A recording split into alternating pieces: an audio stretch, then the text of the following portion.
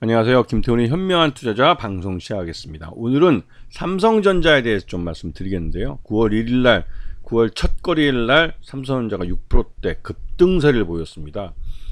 그 6% 정도 이 삼성전자 같은 종목이 움직이기가 굉장히 어려운데요. 이게 그날 아주 6% 움직이면서 시장 전체를 견인했다고 해도 과언이 아닐 정도로 시장에서 핫한 모습을 보여줬습니다.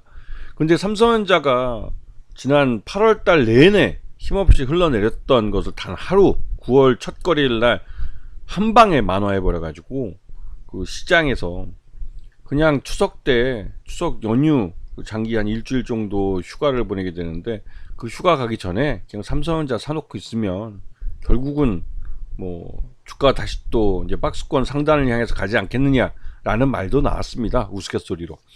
자, 삼성전자는 올해 들어와서 굉장히 고전을 면치 못하고 있는데요.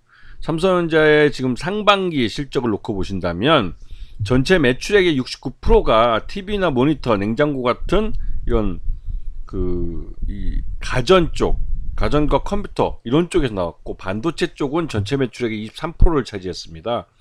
그리고 뭐 스마트폰용 OLED 패널이나 이런 삼성 디스플레이 쪽이 약 10% 정도 매출을 차지했죠.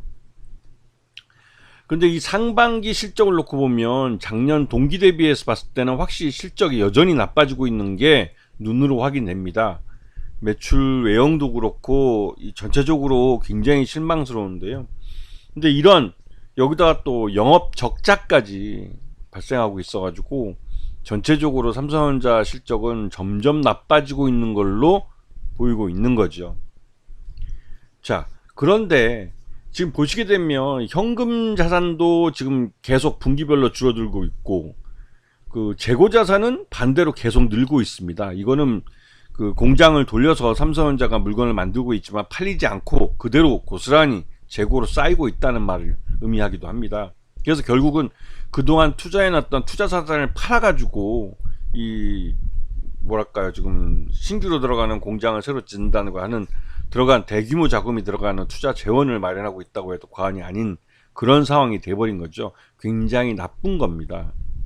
자, 삼성전자의 주주 구성은 굉장히 좀 복잡하긴 한데, 주로 이제 삼성생명과 삼성 그 물산, 그다음에 삼성화재, 삼성복지대나 이런 그 삼성 주요 그룹에 의해서 지배가 되고 있고, 오너 일가의 지분은 그렇게 많지는 않습니다. 특히나 이제 이건희 회장 이 상속세를 내기 위해서 오너 일가는 계속 주식을 팔고 있기 때문에 전반적으로 좀 좋지는 않죠. 네.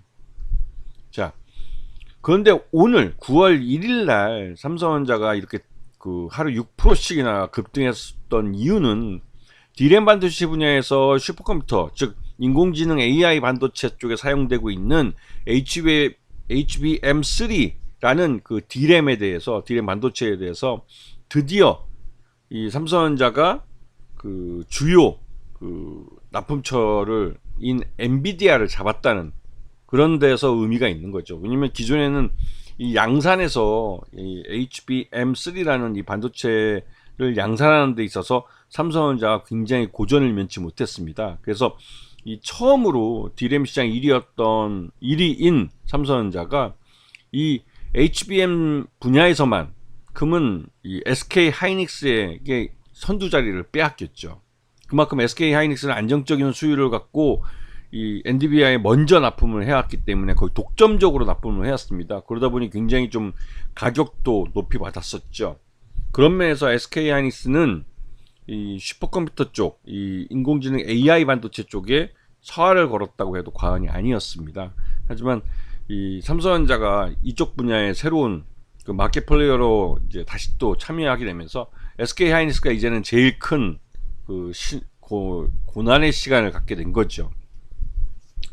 이 HBM 그 D램 반도체 시장은 점점 커질 겁니다. 이쪽은 앞에도 말씀드렸지만 인공지능 AI 반도체, 그러니까 AI가 그 산업 자체가, 시장 자체가 커지면 커질수록 이 HBM D램이 사용처가 늘어나기 때문에 이 HBM에 대한 수요는 지속적으로 늘어날 것이라고 시장에서는 예상하고 있고, 이거를 SK 하이닉스가 선점을 하면서 SK 하이닉스에 대해서 올해 내에 흑자 전환할 가능성이 있다라는 기대감이 있었지만, 이 엔비디아를, 그 주요 이제 고객사인 엔비디아를 삼성전자가 다시 한번 그 시장에 뛰어들면서 이 SK 하이닉스는 혼자서 독점하던 시장을 이제 삼성전자와 나누게 되는 그런 상황이 발생한 거죠.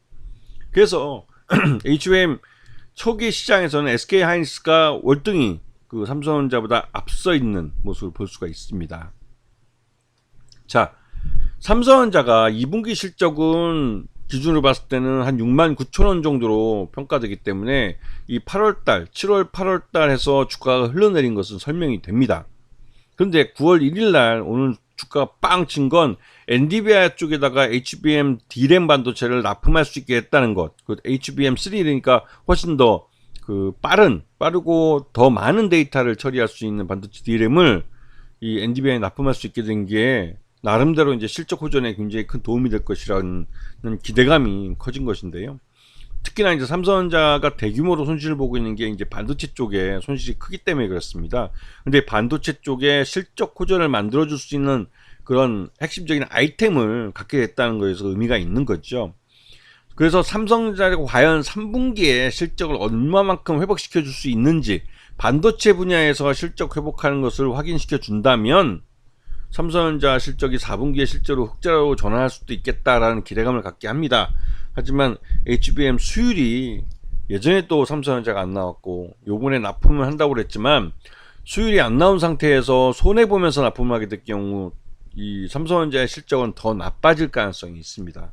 이런 부분들을 좀 주의 있게 보셔야 되고, 일단은 엔비디아의 HBM D램 반도체를 HBM3를 납품하게 됐다는 게 삼성전자에게는 호재이긴 호재이지만, 이 호재가 지속되기 위해서는 그 HBM3가 수익성을 갖고 있어야 되는 겁니다. 하지만 그 부분은 아직 불확실성이 있는 상태로 남아있는 그런 상황이죠.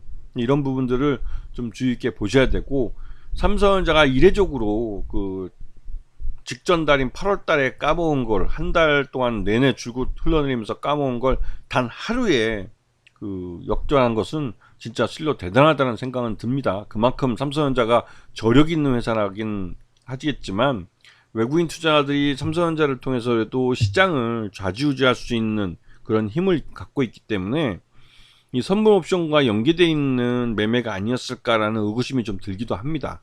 근데 이런 부분들을 좀 조심해서 시장에서 이제 삼성전자와 삼성전자 때문에 움직인 주가 지수나 이런 부분들을 좀 침착하고 합리적으로 판단할 줄 아셔야 될 겁니다. 아시겠죠? 자, 오늘 방송 여기서 마치겠습니다. 감사합니다.